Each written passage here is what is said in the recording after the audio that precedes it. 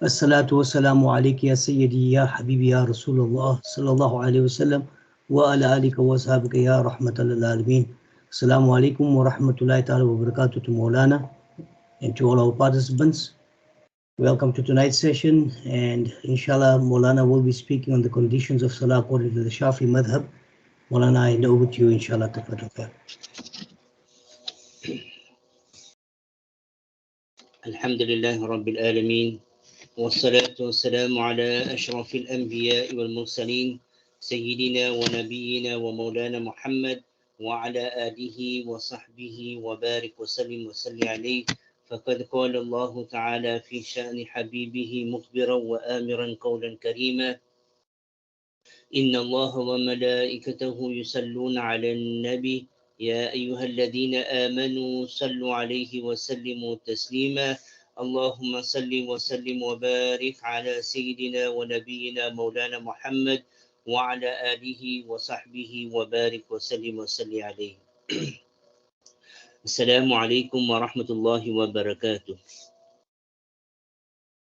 Alhamdulillah, by the grace of the Almighty Allah subhanahu wa ta'ala, we sit in a gathering or in a platform. We are on a platform where we acquire Islamic knowledge. And indeed, this year is one of the great bounties and favors of Allah subhanahu wa ta'ala for us to seek knowledge. And indeed, this has been through the blessing of our beloved Nabi sallallahu alayhi wasallam, as it comes in the hadith of the Nabi sallallahu alayhi wasallam, whereby our Holy Prophet had said, Allahumma uti wa ana qasim, that Allah subhanahu wa ta'ala is the giver and I am the distributor. So this hadith, we find it in the chapter of knowledge in Bukhari Sharif, whereby the Holy Prophet said that Allah gives the knowledge and I am the distributor. So alhamdulillah, we all are fortunate to acquire this Islamic knowledge. And remember, acquiring Islamic knowledge is the hadith of the Nabi sallallahu alaihi wasallam, faradul ilm ala kulli muslim wa muslima, that seeking knowledge is compulsory upon every male and female, especially the essentials of deen. Unfortunate, what is happening, we find that many of the people do not know the essentials of deen, those aspects which is necessary for you and I as Muslims to know. And as far as our salah is concerned, we find that many things we do not know. We all perhaps had learned it while we were in madrasa, and many things we have forgotten. So alhamdulillah, this platform is a platform where we remind one another about the essentials of deen. So this evening, we are going to speak about the conditions of salah. So when we talk about the conditions of salah, unfortunate, what we find as well is that many people, they perhaps had learned the Hanafi madhab, and as a result, they have mixed the Hanafi and the Shafi'i madhab. Many a times we find that in various rulings, the Hanafi madhab is totally opposite to the Shafi'i madhab. So this evening, inshallah, we will discuss about the conditions of salah. So what do we understand by the conditions of salah, or the shurut of salah? So conditions of salah are those things which is necessary or compulsory for one to fulfill before the actual act or the actual thing. For example, now we are talking about the conditions of salah. So prior to performing salah, there's certain requirements which one needs to fulfill in order for the salah to become compulsory, or in order for the salah to be correct. So when we're talking about the conditions of salah, the conditions of salah are divided into two. So we get shurut wujub and shurut as-sihah. So the conditions for when salah becomes compulsory upon a person, and then we get the conditions for the correctness of salah. So for example, if we have to start with the first part, which is the conditions for when salah becomes compulsory. The first thing is the first condition for those uh, conditions which makes one to be uh, liable to perform his salah. The first one is Islam. The next is maturity.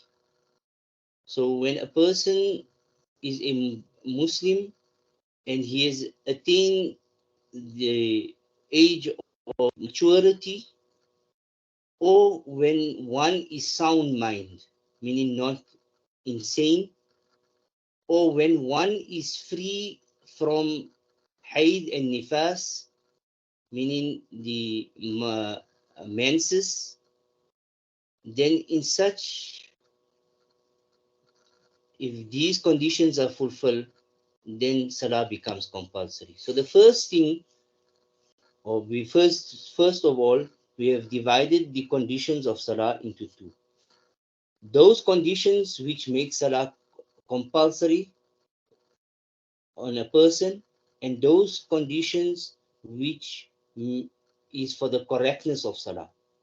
So the conditions which makes salah compulsory are four. The first thing is Islam. The next is maturity. The third is to be sound mind. And the fourth is to be free from haid and nifas. For haid is the menstruation, and nifas is that blood which comes out after birth. So as far as the conditions for the correctness of salah, so once a person is a Muslim, he is mature, he's sound mind, etc., then there are certain conditions which he needs to fulfill in order for his salah to be correct. So what is the ruling if someone fulfills those conditions? So it is mentioned that the one who carries out those things which is necessary for him to carry before salah, he will get rewarded.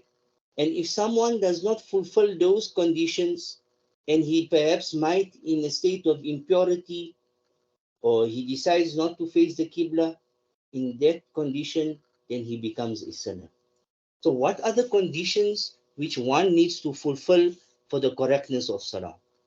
The first thing is at-tahara. And that is, or the first thing we can say again is Islam. And thereafter it is tahara. We get the tahara of the body, meaning cleanliness of the body, the clothes, and the place. After it is ma'rifatul waqt, which is time, to know when the time of salah had entered. So that is a condition. One cannot read the salah prior to its time. It has to be read within its time. The third condition is satre aura, and that is the minimum body cover. So as far as the minimum body cover, inshallah, we will discuss each one more in detail, but just to talk or mention a point regarding satre aura, for the males, it is from the navel to the knees, and for the females, is the entire body except for the face and the hands. So according to the Shafi'i madhab, it is necessary for a lady when performing her salah to cover her feet. If the feet is not covered, that means she is missing the condition of salah. Yes, if someone puts perhaps might stockings, that will still not be considered to be covered. It has to be such that the feet is not visible. The next condition for the correctness of salah is istiqbalul qibla, the facing of the qibla, and these conditions it is necessary for us to fulfill. Without fulfilling these conditions, then our salah will not be correct. So coming to one of the conditions which I have mentioned, and that is at-tahara. So we will start with the discussion of tahara, cleanliness. And cleanliness is one of the most important aspects as far as salah is concerned. Whether it is cleanliness of the body, whether it is cleanliness of the clothes, or cleanliness of the place. So when we're talking about cleanliness, first we need to know there are some impurities that if the one has these impurities, then one's salah will not be correct. So what are the impurities? The impurities can be divided into three. We have najasatu al-najasa, which means impurity. We have najasa mughallaza, najasa mukhaffafa, and najasa mutawassita. In the Hanafi madhab, they have only two impurities, the major and the minor impurity. Whereas, according to the Shafi'i madhab, the impurities are divided into three. The first impurity is the major impurity. Then comes the impurity which is moderate, and then we get the minor impurity. So what do we understand and what is the major impurity or najasa mughallaza? Najasa mughallaza is that impurity which is the pig or the dog.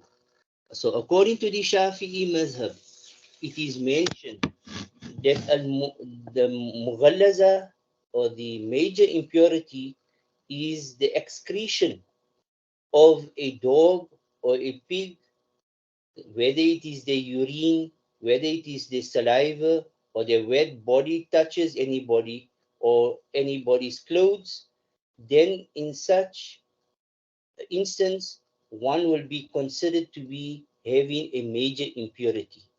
So how do we purify ourselves from a major impurity?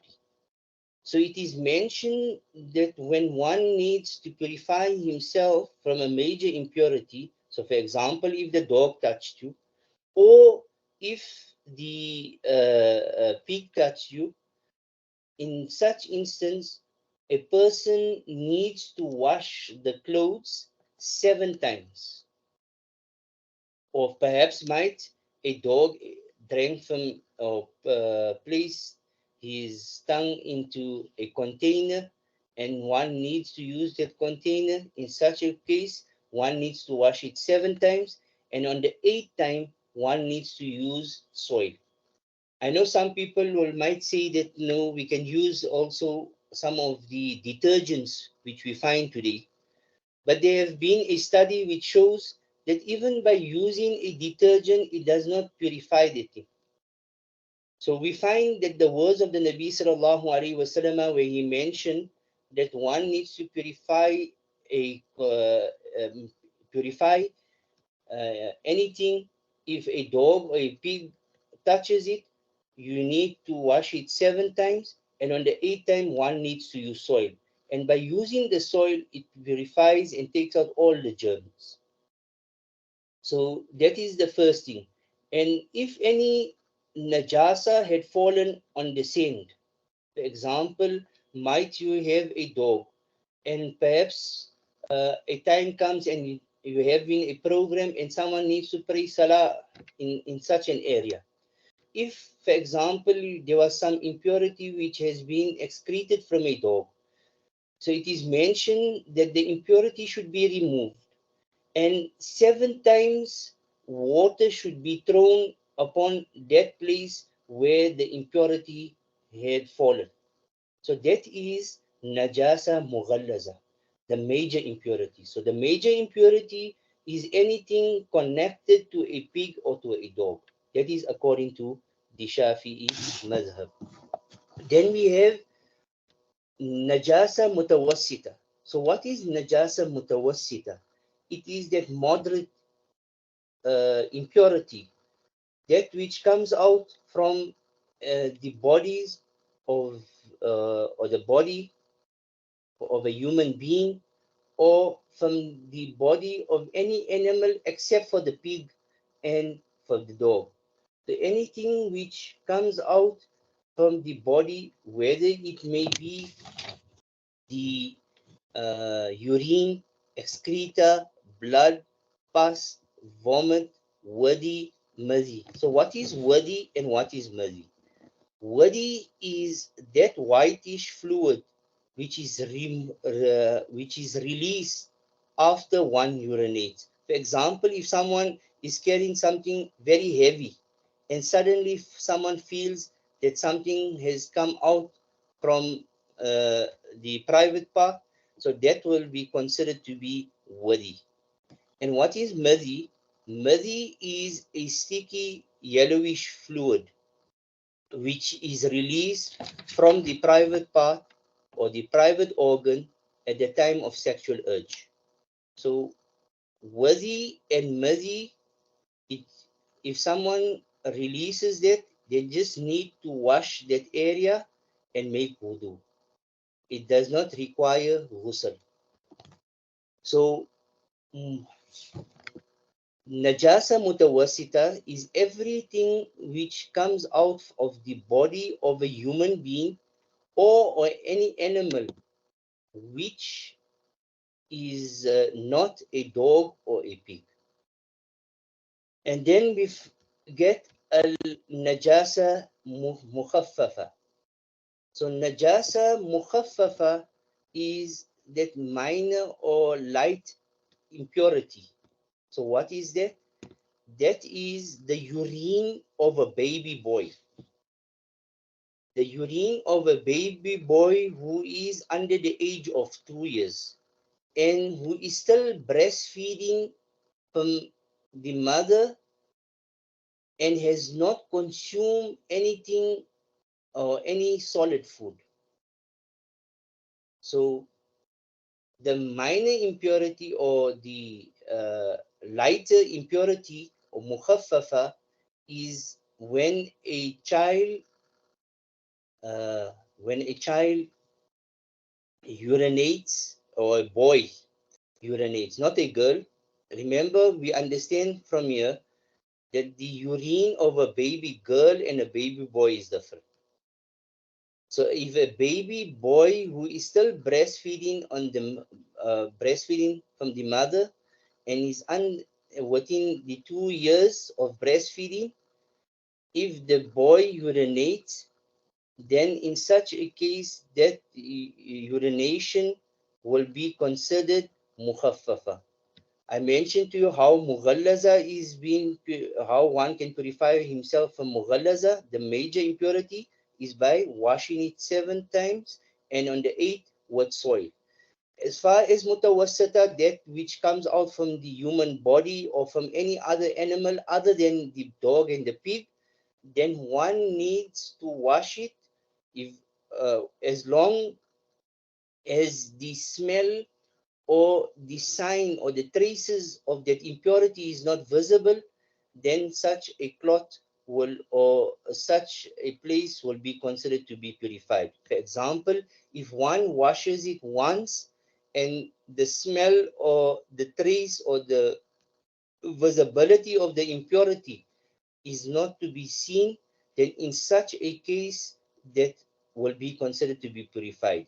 If still after washing it once, one will wash it 3 times or 5 times until one cannot find any smell or any trace of the impurity. As far as mukhaffafa, as far as the urine of a boy who is still breastfeeding from his mother, within the 2 years of breastfeeding, in such a case, one can just sprinkle water and that will be considered to be purified. So these are those things which is necessary for one to take note of. How to keep oneself clean if any of these impurities we come across. So there are some things which are overlooked. We have said that blood, uh, the pus, or any other thing which is excreted from the human body, such as the blood and pus, it is considered to be impure. But there are these impurities are sometimes overlooked. In which condition are these impurities overlooked? There are, however, cases where a person is allowed to perform his salah, even in such impurities are found upon his body and clothes.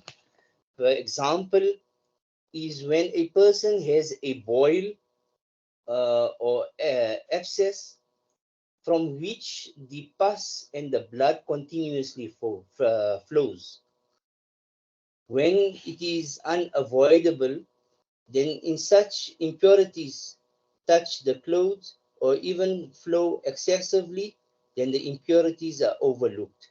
Yes, according to the Hanafi mazhab, if one has a wound and the blood passes the wound, the wudu will break. But whereas according to the Shafi'i mazhab, the wudu will not break in such wherever if there is blood flowing out from a wound or pus, then the wudu will not break in such a condition, or even if the cloth or the clothes get part of the blood or the pus coming on.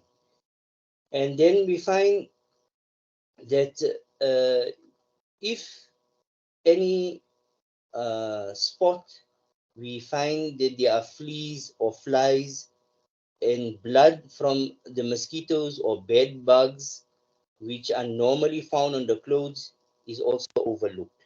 Yes, for example, if might you find there is some insect which had come onto your cloth, and we find that certain blood had come upon your cloth, that will be considered to be overlooked.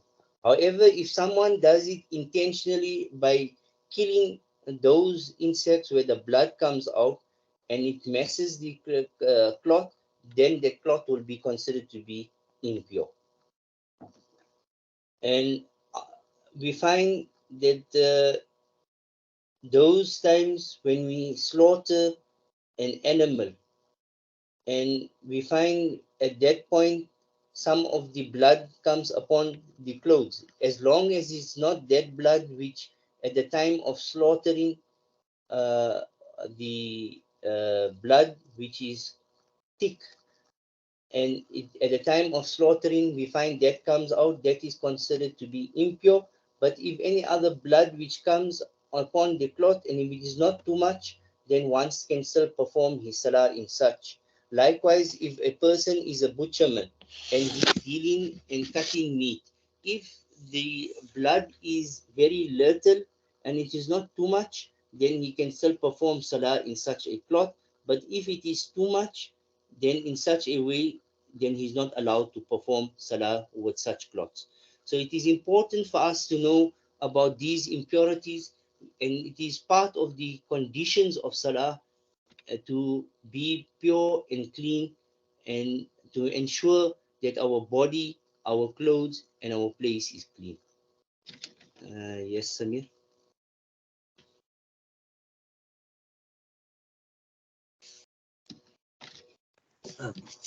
Anything else Maulana is going to be adding?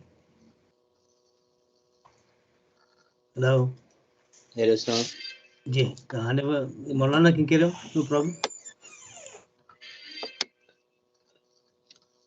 Okay, so inshallah, uh, there are various other aspects regarding the impurities, but as far as what I've mentioned this evening, I think so this will suffice at the moment, and thereafter we will discuss about the about wudu, tayammum or ghusl, inshallah. As the time comes, we will discuss about those conditions, when does wudu break, etc. Because many of these, many of the people are not sure regarding when wudu breaks, especially because many of our madaris, many of our madrasas today, we find that the Shafi'i madhab is being lost, and as a result, we find that the teachers which are teaching the Shafi students are Hanafi.